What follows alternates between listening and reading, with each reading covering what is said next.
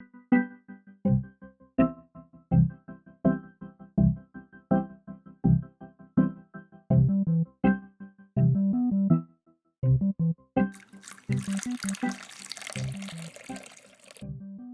everybody, this is Denny. This is James from TeaDB. Welcome to episode number 174. So today we are drinking two teas, and these are both from the good old Scott from Yunnan Sourcing. Yes. Or ye old Scott Wilson. Ye old Scott Wilson. I'm sure I appreciate that. He did give us, he dropped by Seattle and blessed us with his wife. Lots of tea. Yeah. Oh my gosh. Yeah, we've been trying to get through it. One of the cool things about Scott's site is that you can just sample a lot of freaking teas from a lot of different genres. So even something like Tianjian, which we are just drinking through now, is he has a lot of different types of them. So we can do comparative tastings such as this one, and just learn a little bit more about sort of like the tea categories. So the opportunity to sample very diversely definitely exists in a catalog as big as Yunnan Sourcing. It definitely does. So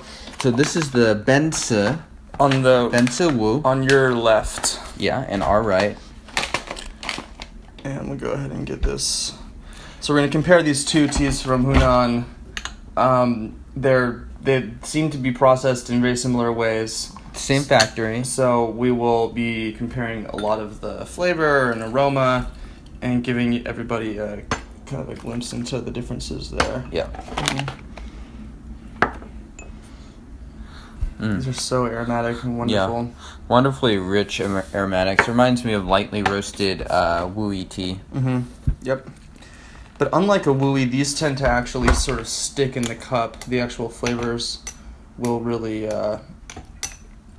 hang out. So have you tried these teas before? Yes. Okay. Yeah, I've been drinking through both of these. I thought these were particularly yummy. And so these are technically Heichas, I believe. So dark tea, so similar to pu'er, would be classified by most people as a Heicha. Right, and the actual leaves look pretty dark, but they are actually pretty green. Yeah, and I think they'll get greener as we brew, is that right? That's right. Yeah. You've had this once before? I've actually been drinking through both of these bags since whenever that was, Sunday. Yeah. Cheers, guys. Cheers.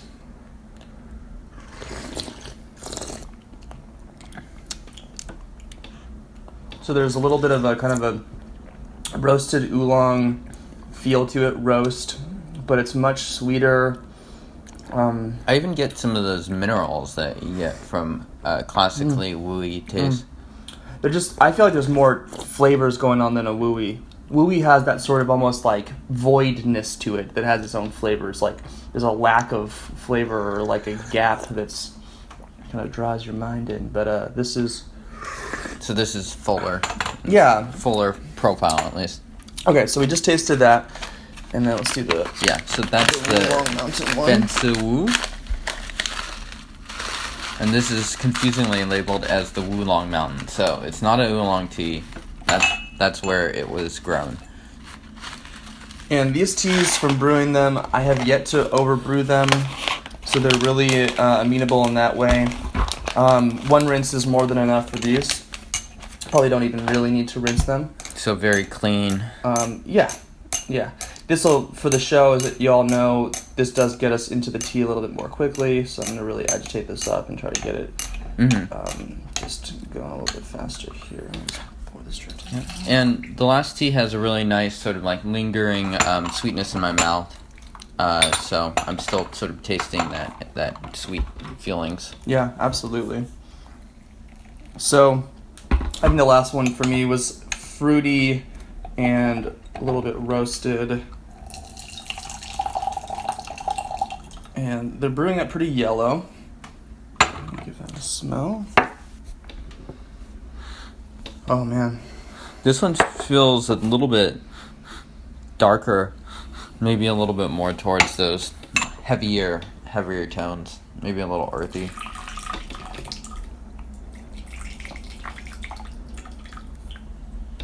And, sir, move this a little bit.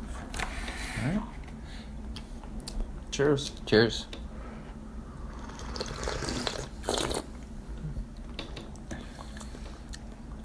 This does taste more earthy. A little bit more nutty. Yeah, it's a little bit heavier of a tea, I would say.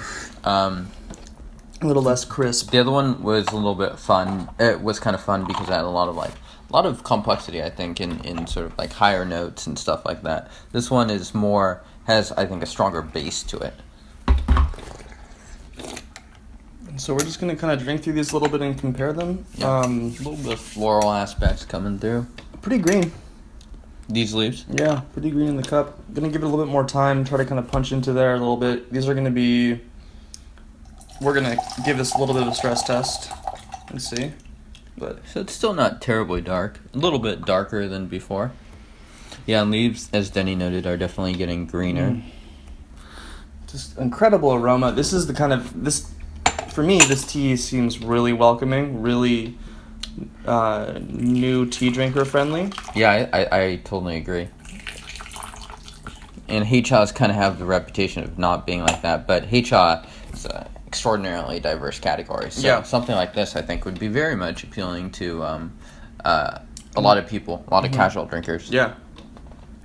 Cheers. Cheers.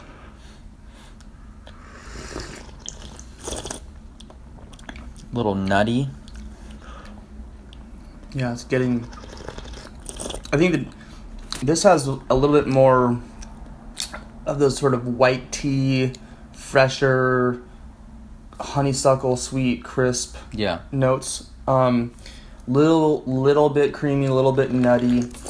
I get sort of like a butteriness to this particular infusion.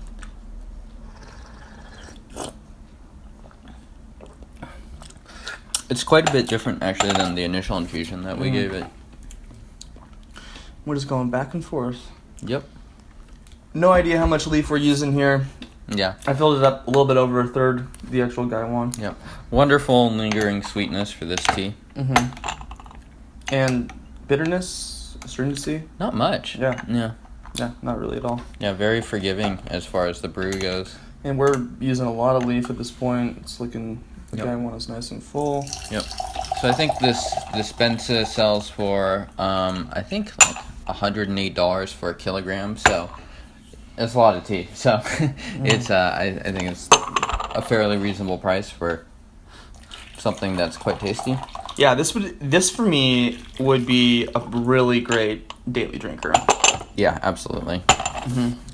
One that you could buy a whole lot of, serve it to guests, and yeah, it's cheap. And it has enough of a roast going on that I think it'll age well. Yeah. You don't want to let it go forever, but anyway, cheers. Cheers.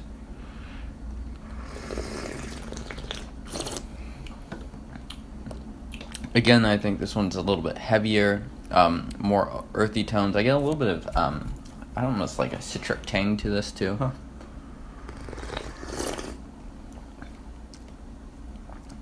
I think both have a little bit of sweet raisin Yeah. coming through in the fruit. These are not verdant. They are not tasting like your vegetable patch. They are not. They're not particularly vanilla or coffee-y. They kind of have more of the sweet fruits, a little bit of a roast, a little bit nutty. Maybe slightly creamy. Yeah, but which one do you prefer? They look very similar. They are, yeah. Probably this one. What is this? How do you pronounce this? The Benza? Benza? Yeah. I would agree, I think for drinking, this one is... I prefer it slightly, I would say, at this point. Smell that. So, just the aroma on these are insane. Just so tropical, fruity, and just... Like florals Yeah. and all kinds of... I think when I opened this up for the first time, I said raspberry fruit leathers. And James was like, I can't unsmell that. Yeah. Just,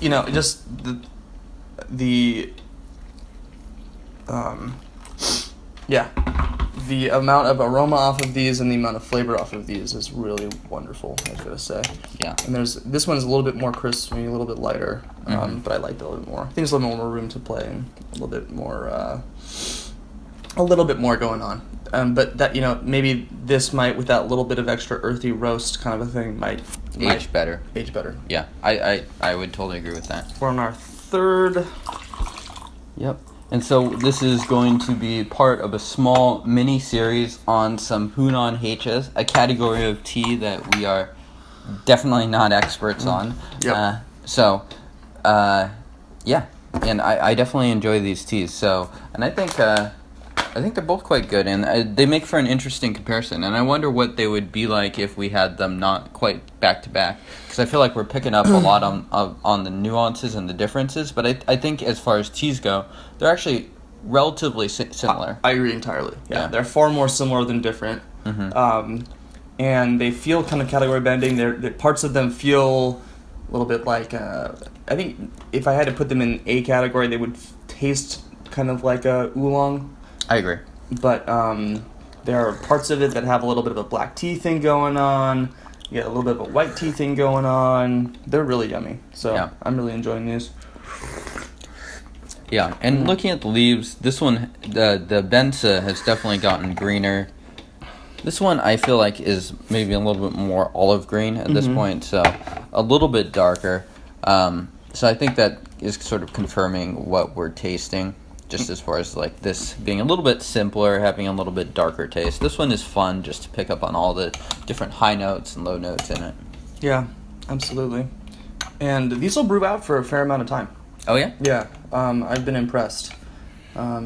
They're loose leaf, so they're going to brew out a little bit more intensely and more quickly, but nevertheless, they're really, they're pretty sturdy. They last a while. So. And these are not compressed like a pour or something like that. It comes in, or at least unless this is totally non-indicative, but these come in baskets that are relatively loose. But they're still fermented in the same ways in which a pu'er would be fermented. Is that correct? I don't even know. Okay. They might be fermented in the same way that oolong is fermented. I'm not totally sure. Fair. Which may actually make Post sense. in the comments. Let us know. Yeah. Always learning. Yeah, we're just tasters. We're not. All right. Cheers, y'all.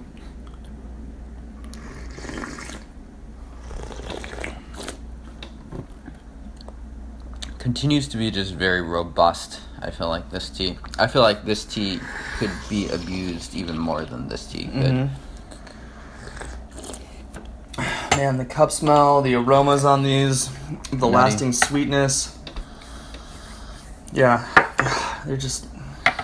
they're so fragrant. These are the kind of teas that I think if you brought to a new tea drinker, they would be stunned. And I think you could also bring this to someone who's familiar with a lot of pu'er and oolong and surprise them a little bit as well. Yeah, and they'd be satisfied. I have no idea how these will age, but as Denny said, they have enough of a roast that they should be okay. And where can someone find out more about tea? Check out Yunnan Sourcing, of course, and thank you, Scott. You're the best. Love you, man. Shout out to Scott over there at Yunnan Sourcing. He's a great dude. He has hooked us up with so much tea. Oh my goodness. And we love bringing it on the show. So you can grab these teas on yunansourcing.com and maybe .us. I'm not quite sure about that. Yeah, check it out at yunansourcing.com. They come in varying quantities, up to a kilo or 5 kilograms in this case. So don't buy 5 kilograms based off of this review. Buy 50 and see how it works. 50 grams. Yeah, not kilograms. Big difference. That'd be like $5,000 worth of tea. And of course, if you folks want to learn more about pretty much predominantly pu'er, but a lot of other tea in general, we've reviewed a ton of tea on the show. Go ahead and give us a subscribe. If you like the show, give us a like. We do these once a week, and we have over 170 of them. Yep, 174 to be precise. Exactly. So check us out on TeaDB.org. That's TEADB.org. Follow us on Instagram. And we will see you guys next week for some more tea. Cheers. Cheers.